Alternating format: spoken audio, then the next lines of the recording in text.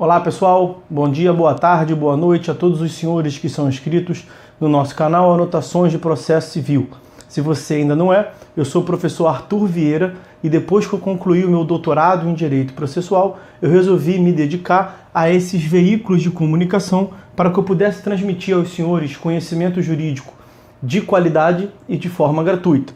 Aqui eu vou pontuar o meu e-mail de contato para que eventuais interessados possam estabelecer um contato mais direto. Inclusive, nós podemos eventualmente considerar a hipótese de publicar um artigo científico em conjunto, tá certo?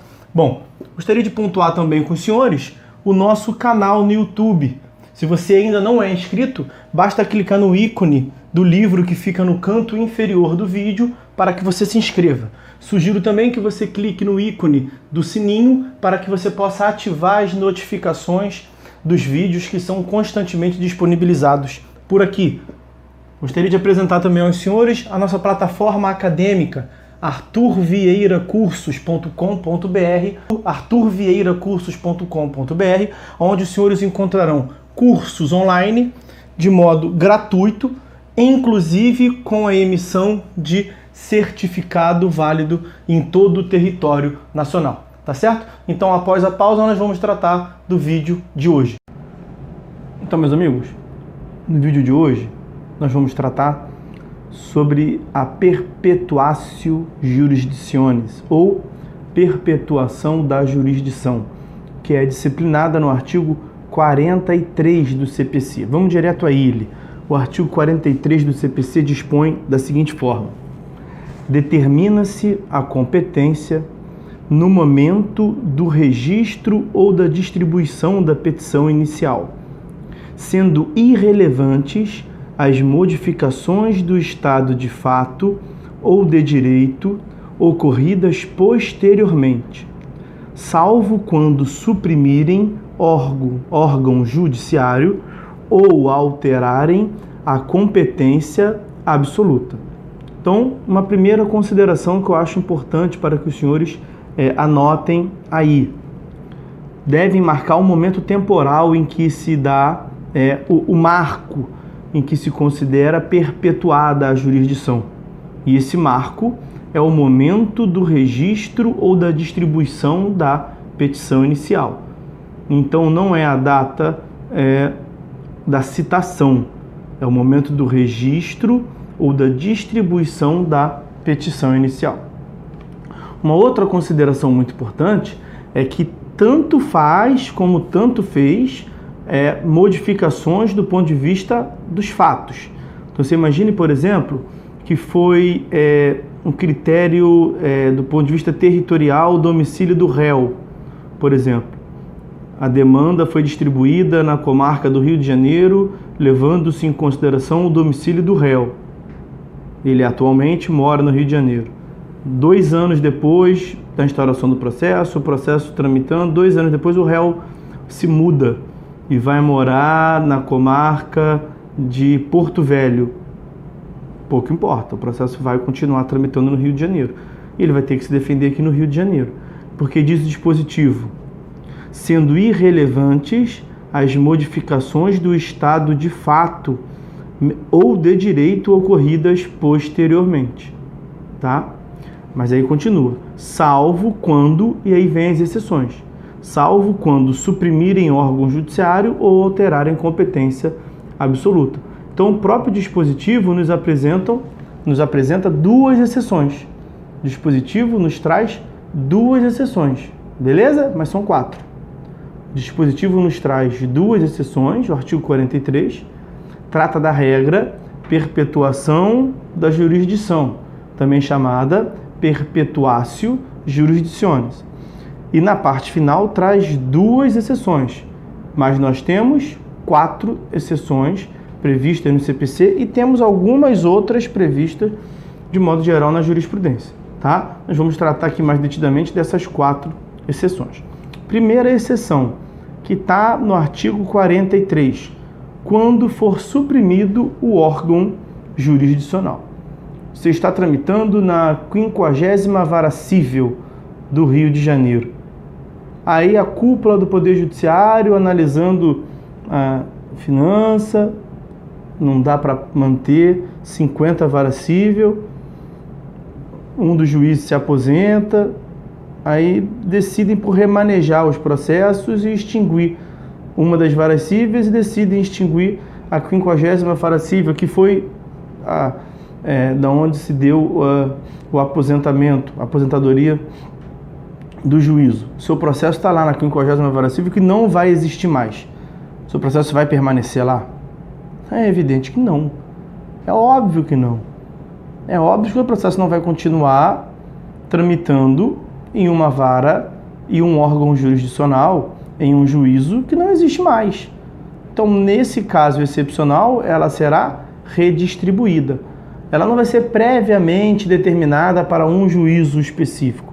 Ela vai ser encaminhada, todos os processos serão remetidos à livre distribuição. Então, vão ser todos eles encaminhados a novo sorteio. Serão redistribuídos aos outros 49 juízos, nesse caso hipotético. Tá certo? Então, esse é o primeiro exemplo, né? A primeira exceção, na verdade. O primeiro caso excepcional. Segunda hipótese excepcional. Continua o dispositivo.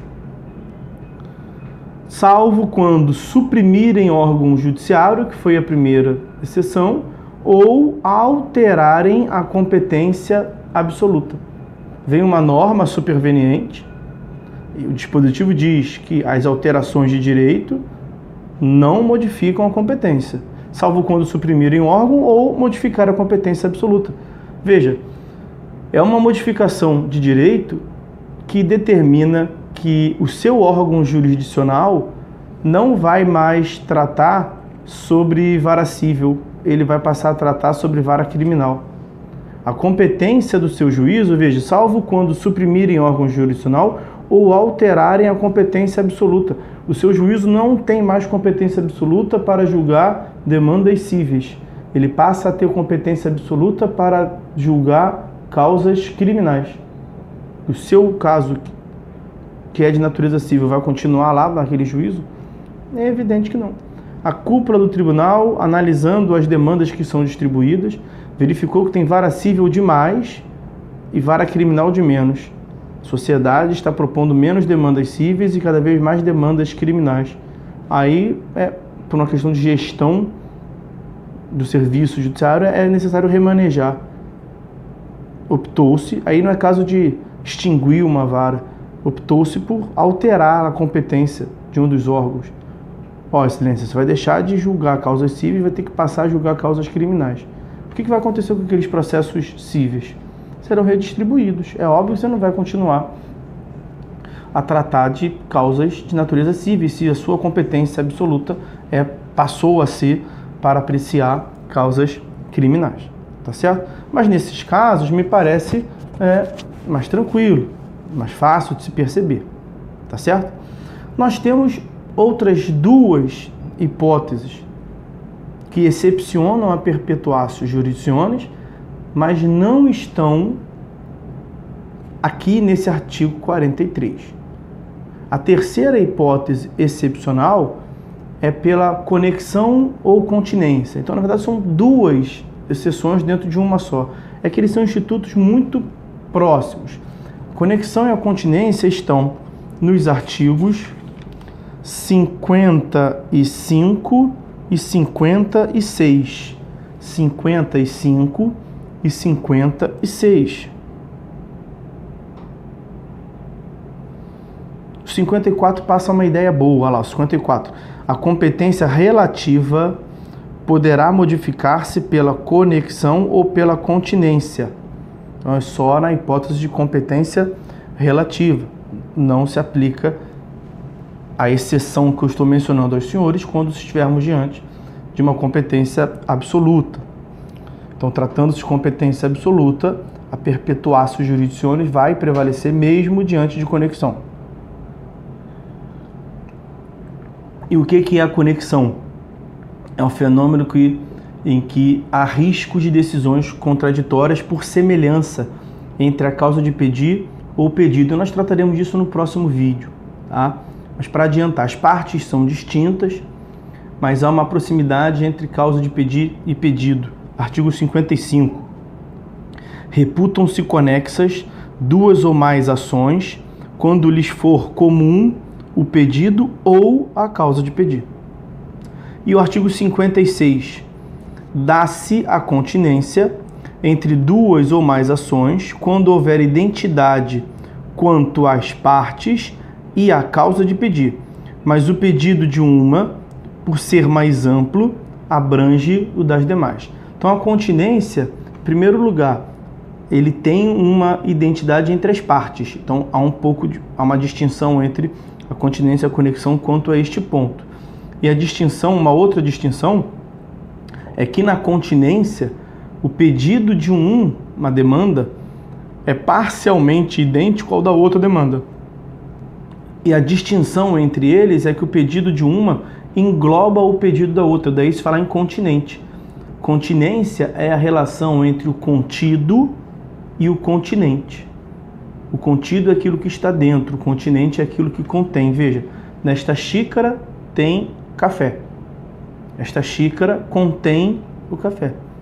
O líquido, que é o café, está contido na xícara. A xícara, portanto, é continente. O café é contido. E a relação entre eles é de continência. É isso que prevê o artigo 56. Só que não entre xícara e café, mas entre demandas. É isso, tá certo, senhores? Então, tratando-se de critérios de determinação de competência no nível relativo, havendo conexão e continência, isso pode gerar a exceção ao artigo 43, a perpetuatio jurisdictionis. Então veja que está perto ali do 43, 54, 55 e 56. E nós temos uma quarta exceção. Essa quarta exceção está lá longe. Está no artigo 516, parágrafo único. Artigo 516, parágrafo único.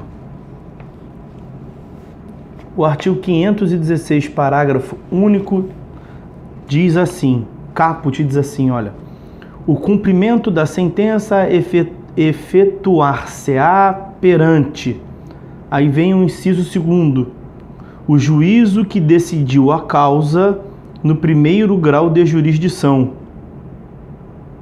que é a regra geral e nós podemos ficar com ela. Juízo que decidiu a causa no primeiro grau de jurisdição. E vem o parágrafo único e diz assim, o exequente pode optar pelo juízo do atual domicílio do executado, pelo juízo do local onde se encontrarem os bens sujeitos à execução, ou pelo juízo do local onde deva ser executada a obrigação de fazer ou de não fazer, casos em que a remessa dos autos do processo será solicitada ao juízo de origem. Então veja que o parágrafo único acrescenta ao exequente 3 alternativas ao inciso 2º do 516. Então, na verdade, nós não temos aqui, lá na fase de execução, propriamente, uma perpetuação da jurisdição.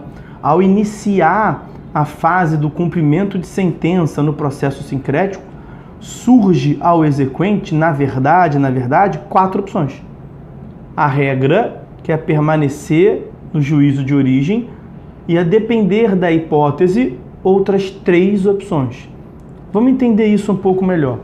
Você imagina o seguinte, você imagina que o sujeito tenha, sei lá, em 2000, o sujeito começou aqui um processo de conhecimento, uma demanda cognitiva. Foi a juízo pedindo a condenação do réu. E agora, em 2018, ele obtém uma sentença de procedência. E ele quer começar, portanto, tendo em vista que o réu não cumpriu a prestação, se tivesse cumprido não faria sentido em executar, tendo em vista que o réu inadimpliu a obrigação, tendo sido intimado, passou o prazo para cumprimento, o seu cliente, o exequente, ele quer dar início à fase do cumprimento de sentença e executar aquela sentença. Só que a situação fática é a seguinte, O processo começou aqui no Rio de Janeiro, por quê? Porque lá em 2000, o réu tinha domicílio no Rio de Janeiro. E aí nós seguimos, né, a regra, critério de determinação da competência do ponto de vista territorial, cuja regra determina ser o juízo competente o foro de domicílio do réu, beleza? Mas isso lá em 2000. Agora, em 2018, o réu não mora mais aqui. Agora o réu tem domicílio, o atual domicílio do réu, sei lá, é na comarca de Antagorda, interior do Rio Grande do Sul. Será que nós poderíamos levar esse processo para Antagorda? Sim, podemos. É o que determina 516. Agora, imagina que nesse período entre 2000 e 2018, o sujeito é um empresário. Ele, sei lá, ali nos idos de 2010, 2008, 2010, ele permaneceu durante uns 5 anos na comarca de Nacionópolis, salvo engano, no interior do Mato Grosso. E lá na comarca de Nacionópolis ele adquiriu algumas fazendas, tratores, bens que têm uma elevada facilidade para você conseguir alienar e expropriar. Você pode levar a execução lá para a comarca de Nacionópolis? Pode também. Está no 516, parágrafo único. E o que você vai fazer? O que você quiser. Aí é uma análise fática. Para que serve a execução? Para satisfazer a sua obrigação, né? Para satisfazer o crédito do exequente, para satisfazer a obrigação do devedor. Sei lá, quanto que é a obrigação? 500 mil reais. Quanto que o devedor tem aqui no Rio de Janeiro, que é onde a demanda tramita? Nenhum centavo. Vai permanecer com ela aqui por quê, meu filho? A chance de você satisfazer a obrigação aqui é quase que nada. Você pode levar para a comarca de Antagorda, onde o réu está agora? Pode, a lei permite. Tá, o réu está lá agora, é o seu atual domicílio. O que ele tem lá? Um fusquinha. Ele se faz de pobre lá. Você pode levar para lá? Pode. Qual vai ser a utilidade de levar para lá? Diminuta também. Não faz muito sentido. Ok. Você pode levar para a comarca de Nacionópolis? Pode. E por que você levaria para lá? Porra, mel na chupeta. Eu levaria para lá porque lá o cara tem 10 milhões em patrimônio. Então é lá que você tem que levar. A lei lhe permite levar para lá. Todos esses exemplos que eu dei foi levando em consideração que a natureza da obrigação é a obrigação de pagar quantia. Mas o dispositivo fala também que, tratando-se de obrigação de fazer, não fazer, você pode levar o processo para onde a prestação deve ser cumprida. Então, aí está o último caso que o dispositivo trata, tá certo? Além disso, meus amigos, eu trouxe para os senhores algumas anotações que eu fiz aqui nos meus alfarrábios a respeito desse dispositivo. Então tomem nota aí, por favor. Vou fazer aqui algumas leituras que eu acho interessante para o aluno mais atento, para o seguidor mais atento. Isso lá no final faz uma diferença importante. Toma nota aí. Nos casos em que o domicílio de uma das partes é usado como parâmetro para a fixação da competência, a sua mudança de endereço no curso do processo não repercute no órgão competente para o julgamento da causa, que permanece o mesmo em razão da perpetuatio jurisdictionis. Eu falei isso na exposição do vídeo. Isso foi julgado pelo STJ por meio do conflito de competência 80210. 80210. Uma outra referência. No desmembramento de um processo em vários, o juiz que determinou a medida é competente para o julgamento de todos eles, segundo o disposto no artigo 87 do CPC. As referências que surgirão aqui ao artigo 87 do CPC é o CPC revogado, o antigo, tá? Mas toma lá da cá. Aplica-se em totum, não faz diferença nenhuma, ok? Então, a referência a esse julgado é um julgado do TRF, na verdade do TFR, do Tribunal Federal de Recursos, é um tribunal já antigo, conflito de competência 8137, mas é um tribunal muito referenciado, ele era um tribunal muito da mais alta conta, seus julgados são muito importantes.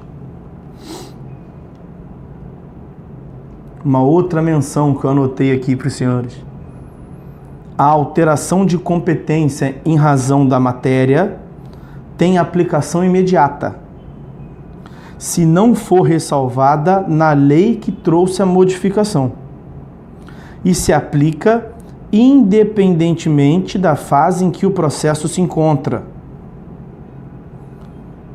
Isso é um julgado do STJ, conflito de competência 948. Então veja que o STJ admite a possibilidade, na hipótese da modificação de competência que eu falei para os senhores na exposição do vídeo, da própria lei que instituiu a modificação de competência fazer a ressalva. Olha, eu vou trazer a modificação, mas para os processos novos apenas, os processos que já estão em curso, deixa como está, tá bom? Uma outra referência: a posterior alteração de competência absoluta por norma constitucional possibilita que se rediscuta o órgão competente para o julgamento da causa. STJ, conflito de competência 59009. Mas aqui a peculiaridade que quem trouxe essa modificação de competência constitucional foi a Constituição, tá? E aqui vai começar a surgir alguma controvérsia quanto a isso, e eu chamo a atenção para o que aconteceu com a emenda constitucional 45 de 2004, que tratou da reforma trabalhista, né? Na emenda constitucional 45 de 2004, que trouxe lá a modificação da competência da JT, Justiça do Trabalho.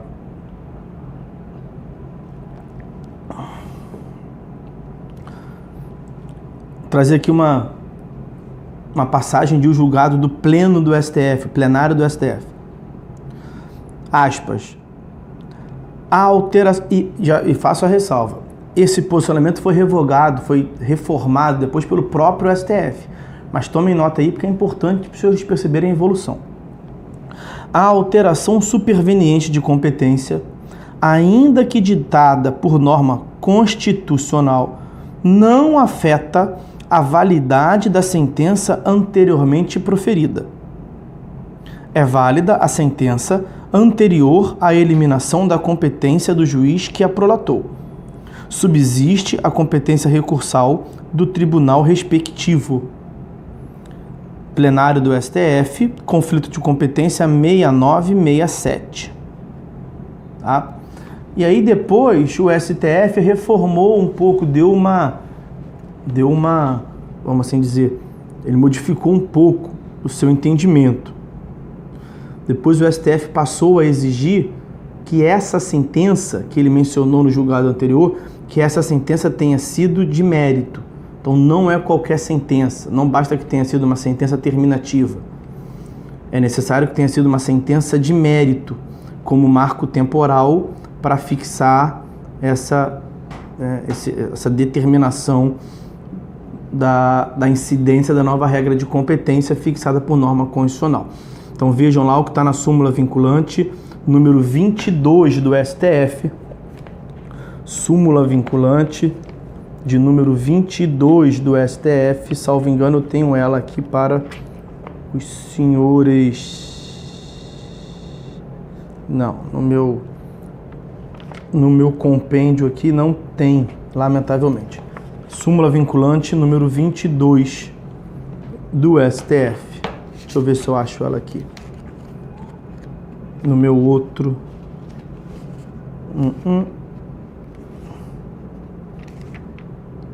Capaz que eu ache.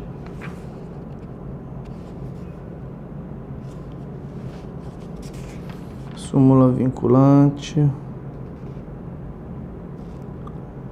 número 22. Lerei para os senhores. A Justiça do Trabalho é competente para processar e julgar as ações de indenização por danos morais e patrimoniais decorrentes de acidente de trabalho propostas por empregado contra empregador, inclusive aquelas que ainda não possuíam sentença de mérito, em primeiro grau, quando da promulgação da Emenda Constitucional número 45 de 2004. Ok? Bom, aí eu vou trazer agora a análise para o STJ. O STJ, inicialmente, tinha a súmula de número 367. A súmula do STJ de número 367 dispõe: a competência estabelecida pela Emenda Constitucional 45 de 2004 não alcança os processos já sentenciados. E não fala qual é o tipo de sentença, né? E aí depois, a primeira sessão do STJ decidiu que a prévia sentença terminativa não é suficiente para a fixação da causa na justiça anteriormente competente para o seu julgamento e aplicou ao caso as novas regras de competência determinadas pelo STF. Então anotem esse julgado aí, o conflito de competência 88883. Conflito de competência 88883 da primeira sessão do STJ. E aí também a segunda sessão do STJ proferiu uma decisão em sentido semelhante. O STJ é dividido em duas sessões, né? A segunda sessão do STJ cassou sentença terminativa anteriormente proferida nos autos e determinou a remessa dos autos à justiça que passou a ter competência para a apreciação da matéria, a fim de que esta, em vez de julgar o recurso que foi declarado prejudicado, simplesmente determine a distribuição do processo a um dos seus órgãos de primeira instância. Porque a sentença terminativa não é o marco fixador da competência, da nova competência constitucional, só se fosse sentença de mérito, tá? Então o tribunal não pode analisar o recurso. E aí, por fim, eu trago uma última referência jurisprudencial. Anulada a sentença de mérito no julgamento de um recurso para que o feito retorne à fase instrutória, o processo deve ser deslocado para a justiça que passou a ser competente para a apreciação da causa, como se fora uma ação recém-ajuizada. Então, começou o processo antes da emenda constitucional que trata de uma nova competência. E aí depois se deu a sentença de mérito. Você vai seguir, né? Deu a sentença de mérito antes da reforma. Então, o recurso vai continuar na justiça anteriormente proposta. Só que, né, vamos tratar para fim mais prático. O TJ estadual, ao analisar o recurso, não o TRT, reformou a sentença e anulou, devolveu para a fase instrutória. Quem vai, né, no caso da emenda constitucional 45, quem vai fazer a fase instrutória? A vara civil da Justiça Estadual ou a vara trabalhista? A vara trabalhista, foi isso que foi determinado aqui. O julgado é conflito de competência 109.045, primeira sessão do STJ.